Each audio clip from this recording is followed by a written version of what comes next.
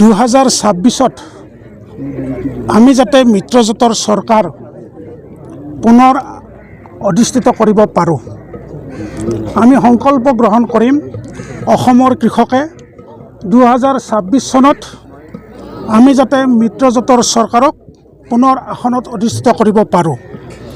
আকৌ সংকল্প গ্ৰহণ কৰিম অসমৰ জনপ্ৰিয় মুখ্যমন্ত্ৰী, কৰ্মদক্ষ মুখ্যমন্ত্ৰী, আধুনিক অসমৰ স্বপ্নদ্ৰষ্টা মুখ্যমন্ত্ৰী ডক্টৰ হিমন্ত বিশ্ব শৰ্মা ডাঙৰীয়াই যাতে 2026 চনত অসমৰ মুখ্যমন্ত্ৰী হিচাপে পুনৰ আসনত অধিষ্ঠিত হ'ব পাৰে।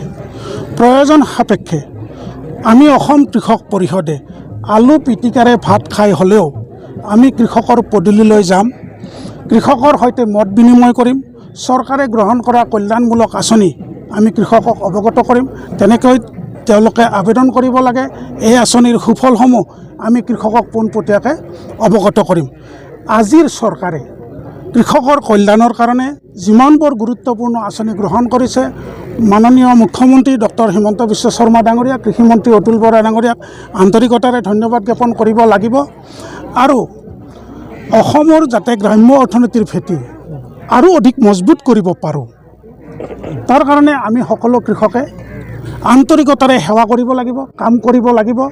আৰু নিশ্চিতভাৱে আমি যদি আমি কৃষিখণ্ডক যদি উদ্যোগীকৰণ কৰোঁ বা বাণিজ্যকৰণ কৰোঁ, তেতিয়াহ'লে নিশ্চিতভাৱে আমাৰ কৃষক উপকৃত হ'ব। কিন্তু চৰকাৰক পুনৰবাৰ ধন্যবাদ দিবই লাগিব যে অসমৰ কৃষকৰ যিটো মূল সমস্যা, এখন উৎকৃষ্ট মানৰ বজাৰ, আজিৰ চৰকাৰে তেওঁলোকৰ উৎপাদিত ফচল চৰকাৰীভাৱে চৰকাৰী মূল্যত চৰকাৰী এজেঞ্চিৰ জৰিয়তে কিনাৰ ব্যৱস্থা কৰিছে আৰু ৰাজসাহাৰ্য প্ৰদান কৰিছে। আমি সংকল্প গ্ৰহণ কৰিম 2026 চনত যাতে ভাৰতীয় জাতীয় কংগ্ৰেছ তেওঁলোকৰ যিটো মহাশক্তি, সেই শক্তিয়ে যাতে ক্ষমতালৈ আহিব নোৱাৰে। কাৰণ অসমৰ কৃষকে কৈছে, অসমৰ কৃষকে বাৰে বাৰে আমাক কৈছে যে আমি ভাতৃঘাতী সংঘৰ্ষ বিচৰা নাই, আমি ডিটেনশ্যন কেম্প বিচৰা নাই, আমি দ্বিভোটাৰ সৃষ্টি হোৱাটো অসমত বিচৰা নাই। গতিকে আমি মনে প্ৰাণে কাম কৰিম যাতে তেওঁলোক ভাৰতীয় জাতীয় কংগ্ৰেছৰ নেতৃত্বাধীন চৰকাৰ 2026 হ'ব নোৱাৰে। অসম কৃষক পৰিষদৰ উদ্যোগত আমি আজি শিল্পগ্ৰামত এক বিশেষ অনুষ্ঠানৰ আয়োজন কৰিছিলোঁ। বিশেষকৈ আমি স্বনিয়োজনৰ বাটেৰে এটি অনুষ্ঠান কৰিছিলোঁ আৰু কৃষক সংকল্প দিৱস নামেৰে এটি অনুষ্ঠানৰ আয়োজন কৰিছিলোঁ, য'ত আমাৰ অসমৰ বিভিন্ন প্ৰান্তৰ পৰা আমাৰ কৃষক বন্ধু তথা প্ৰতিনিধিসকলে আমাক জইন কৰিছিলে।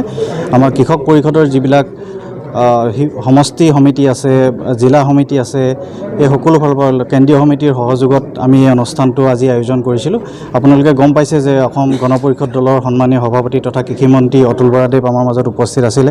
তেখেতৰ লগতে মনোজ শইকীয়াদেৱ, কমলাকান্ত কলিতাদেৱ, অসম ছাত্ৰ পৰিষদৰ সভাপতি ত্ৰিনয়ন বৰুৱা, মহিলা পৰিষদৰ পূৰবী তালুকদাৰ বাইদেউ, তেওঁলোক সকলো আমাৰ উপস্থিত থাকি আমাক দিহা পৰামৰ্শ আগবঢ়ালে। বিশেষকৈ আমি এই অনুষ্ঠানটোৰ জৰিয়তে আমাৰ যিসকল কৃষক বন্ধুসকল আছে, আৰু আমি আপোনালোকে জানে আমি স্বনিয়োজনৰ যি বাটেৰে এক অনুষ্ঠানৰ আয়োজন কৰিছিলোঁ, তাত আমি বিভিন্ন জিলাৰ পৰা প্ৰশিক্ষাৰ্থীসকলক আমি প্ৰশিক্ষণ দিয়াৰ ব্যৱস্থা কৰিছিলোঁ। বিশেষকৈ জাম জেলি আচাৰ প্ৰস্তুতকৰণ হৰ্টিকালচাৰ ডিপাৰ্টমেণ্টৰ ফালৰ পৰা আৰু পশুধন নিগম আৰু হাঁহ কুকুৰা নিগমৰ ফালৰ পৰা আমি ভেটেনাৰী বিষয়ৰ ওপৰত তেওঁলোকক প্ৰশিক্ষণ দিয়াৰ ব্যৱস্থা কৰিছোঁ। যিসকলে সফল সমাপ্তি কৰিলে আপোনালোকে জানি সুখী হ'ব যে অসমৰ পৰা প্ৰায় 500তকৈ অধিক আমি ক্ষুদ্ৰ উদ্যোগী যিসকল হ'বলৈ চেষ্টা কৰিছে তেওঁলোকক আমি প্ৰশিক্ষণ প্ৰদান কৰিলোঁ। আৰু এই প্ৰশিক্ষণৰ আজি সফল সমাপ্তিত আমি তেওঁলোকক মন্ত্ৰী মহোদয়ৰ হাতেৰে তেওঁলোকক প্ৰমাণপত্ৰ বিতৰণ কৰি আমি কিছু উৎসাহিত কৰিব বিচাৰিছোঁ তেওঁলোকক। আৰু আমি আশা কৰিছোঁ তেওঁলোকে ইয়াৰ জৰিয়তে তেওঁলোকে নিজে স্বাৱলম্বী হোৱাৰ লগতে আৰু যিসকল তেওঁলোকৰ ওচৰ পাজৰ তেওঁলোকৰ লগত জড়িত কৃষক বন্ধুসকলক এই ক্ষেত্ৰত অৰ্থনৈতিক দিশত আগবঢ়াই নিব পাৰিব, আমি আশাৰে এই অনুষ্ঠানভাগি কৰিছোঁ। প্ৰতিনিধিটো প্ৰায় আমি 600 প্ৰায় প্ৰতিনিধি হৈছিলে। এই 600 ভিতৰত সকলোৱে প্ৰশিক্ষণ গ্ৰহণ কৰা নাছিলে। এতিয়ালৈকে প্ৰশিক্ষণ প্ৰায় আমি 540গৰাকীক প্ৰশিক্ষণ দি আছোঁ। গমেই পাইছে আজি গোটেই অনুষ্ঠানটোৰ বিষয়ে। আমি কৃষক পৰিষদ হিচাপে আমাৰ এটা লক্ষ্য আছে কি আমাৰ যিখিনি কৃষক আছে, এই কৃষকখিনি যাতে সুৰক্ষিত ভৱিষ্যতৰ দিশে আগবাঢ়ি যাব পাৰে, এইটো আমাৰ প্ৰধান লক্ষ্য। যে কৃষকৰ লগতে কৃষক পৰিয়ালটোক আমি কিদৰে সুৰক্ষিত কৰি ৰাখিব পাৰোঁ, এই লক্ষ্যত আমি আগুৱাই যাওঁতে আমি এডোখৰৰ মাটিতে কেইবাটাও কৃষি পদ্ধতি কেনেকৈ কৰিব লাগে এই বিষয়ে আৰু আমাৰ চৰকাৰৰ যিখিনি আঁচনি আছে এই আঁচনিবিলাক ৰাইজৰ মাজত সজাগতা ইতিমধ্যে সৃষ্টি কৰিছিলোঁ। এতিয়া আমি দেখিছোঁ যে আমি কিছুমান উৎপাদনৰ ক্ষেত্ৰত যেনে ধৰক আমি কণী উৎপাদনৰ ক্ষেত্ৰত অসম এতিয়া পিছ পৰি আছোঁ। বছৰি প্ৰায় আমাক অসমক লাগে 560 লাখ কণী, কিন্তু তাৰ বিপৰীতে আমাৰ প্ৰডাকশ্যন হৈ আছে মাত্ৰ 62 লাখ কণী উৎপাদন হৈছে। গতিকে আগন্তুক দিনত আমি কণী উৎপাদনৰ ওপৰত যথেষ্ট জোৰ দিছোঁ। মীন খণ্ডটো আমি যথেষ্ট ডেভেলপ কৰাৰ কাৰণে চেষ্টা কৰি আছোঁ। মীন খণ্ডত আমাৰ 17-18 বৰ্ষত মীনৰ উৎপাদন আছিল 3.07 লাখ মেট্ৰিক টন। এতিয়া 23-24 বৰ্ষত এইটো উৎপাদন বাঢ়ি গৈ পেলাই 4.99 লাখ মেট্ৰিক টন উৎপাদন হৈছে। তো এই ক্ষেত্ৰতো আমি যাতে বাহিৰৰ পৰা আমি আমদানি কৰিব নালাগে তাৰ এটা প্ৰচেষ্টা আমি হাতত লোৱাৰ ব্যৱস্থা কৰিছোঁ। ইতিমধ্যে হাঁহ কুকুৰা নিগম পশুধনৰ নিগমৰ জৰিয়তেও আমি কিছু ব্যৱস্থা কৰিছোঁ, যাতে মাংসৰ ক্ষেত্ৰতো তেনেদৰে আমি ব্ৰইলাৰৰ ওপৰত মানে হেৰি নহয় পেলাই, ডিপেণ্ডেবল নহয় পেলাই যাতে আমি আমাৰ থলুৱা মাছ মাংস যিটো হাঁহ কুকুৰা এইবিলাক পালন কৰি তাৰ যিটো চাহিদা এইটো পূৰণ কৰিব পাৰোঁ, তাৰ ক্ষেত্ৰত আমি আগন্তুক দিনত কাম কৰাৰ এটা নতুন সংকল্প লৈছোঁ। এই সংকল্প পাত আমাৰ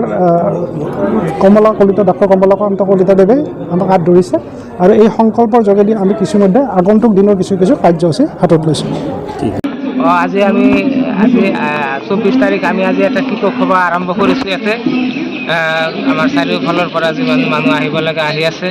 আমি গোটেই অসমৰ মানুহ ইয়াতে আমাৰ কৃষকৰ যিখিনি মানুহ আছে চবকে ইয়াতে নিমন্ত্ৰণ দিয়া হৈছে, চবেই আহিছে। আমি মিটিংটো কেনেকৈ কৰিব লাগে কৰি আছোঁ। আৰু আপোনাৰ সমষ্টিৰ পৰা বিশেষকৈ বহু অংশ আহিবলৈ দেখিব পোৱা গৈছে। সমষ্টিৰ পৰা বহু অংশ মানুহ আহিছে, চবেই আহিছে, মিটিঙত উপস্থিত আছে।